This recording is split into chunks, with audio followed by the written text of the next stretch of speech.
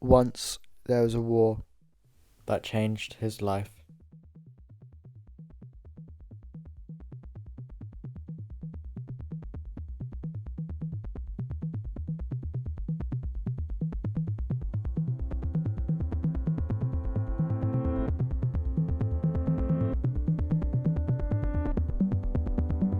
Once there was a war that changed my life. Rain, heavy blows, dirty eyes, sweaty clothes, the routine that I've learned to understand and know. Play my tricks, fragile mind, rest your head on me.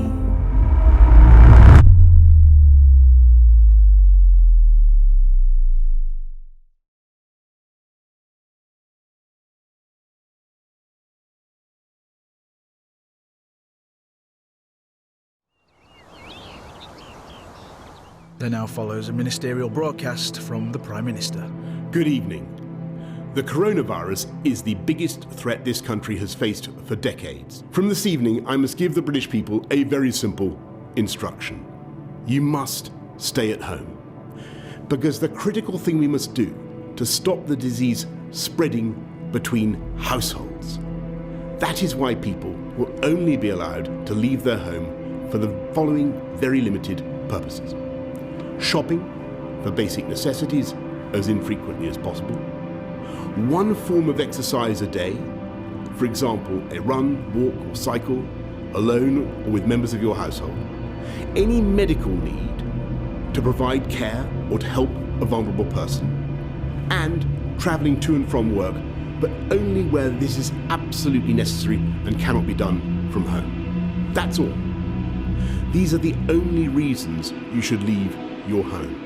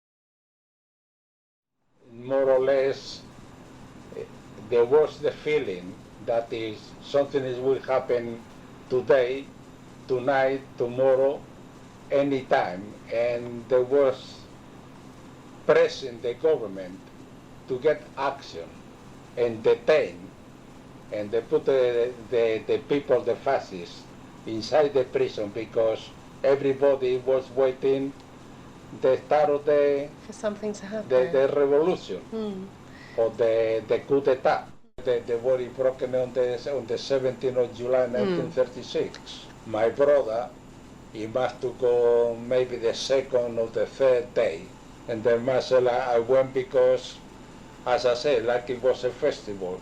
We go to that place and everybody jumped on thing. I got no blinking gun or nothing. No, my father lived on the very beginning, the former brigade, and he went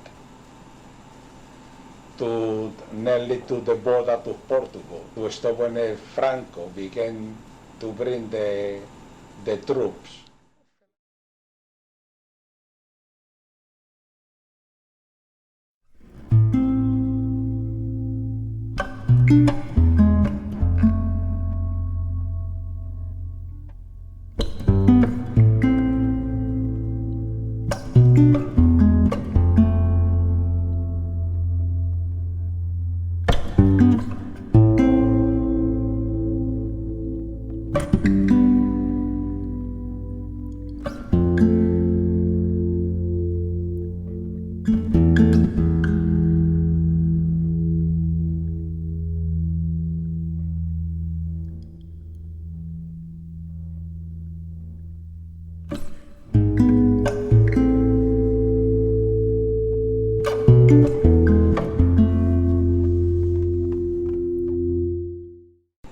They sent me to the school for training, that it was 2 weeks training. We start 6 o'clock in the morning and we finish about 6, 7 o'clock in the evening for 15 days non-stop. And then we must to pass like any exam, like in every profession or every profession anyway. Yeah.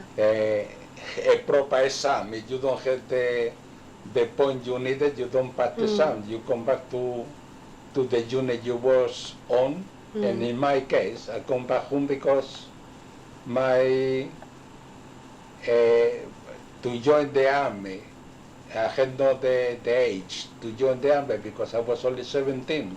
I don't think I could identify I killed that one. Because maybe just I shoot or threw a hand grenade and somebody, you say, you falling down. I was very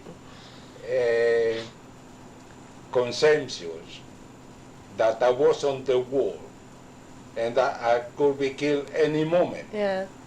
And that is why I always, I got my idea of surviving and thinking the very best ways, not only to me or to my soldiers, how to survive. I never was captured because I crossed the border to France, but I never was captured by the enemy. No, just across the border on the last moment when nothing more could be done in Spain. But after we making all the evacuation of personnel, there was on the hospitals and children and women, whatever we could bring up to the border. Just it was the border, but it was no French soldiers there because it was mounted on the snow there. Yeah.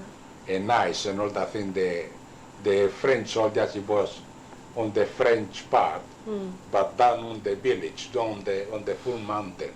No refugees, everybody, they just, I cross with my uniform and the people is, the soldier with the uniforms and the women and the children and the old people, bringing the suitcases and the luggage, whatever they could carry and so on. And that it was not only sad, very, very, very bad and just terrible because it was a bad time of the year that the Pyrenees, it was completely snowbound. So the moment we cross to France and we come down to the village, there was the gendarmes, not the army, the gendarmes there. And they was taking us, making no difference, but the men, and as military one, they were making groups 10, 20, and telling us, or one of the gendarmes, follow him, and they bring a place with the barbed wire, and they put it there in another lot and another lot, and like that we were just staying there.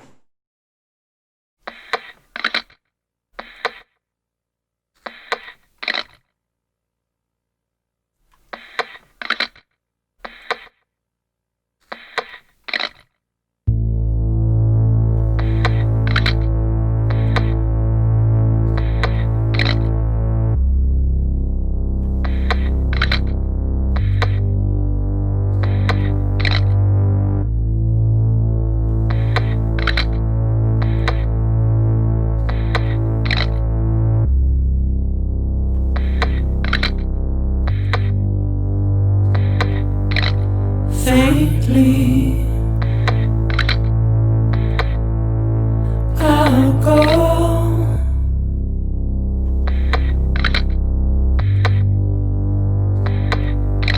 to take this head on. Soon I'll come around. Lost and never found, waiting for my words, seen but never heard, buried underground, but I'll keep coming.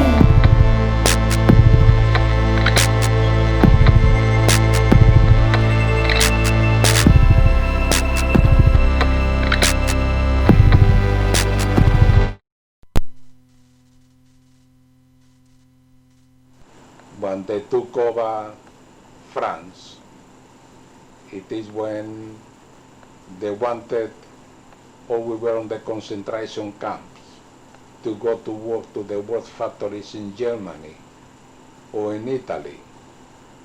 And as we refused, and they shipped us to North Africa to go to another concentration camp And when did you next go back to Spain? after 25 years. That's Which it. was quite a different story then. Oh, yeah.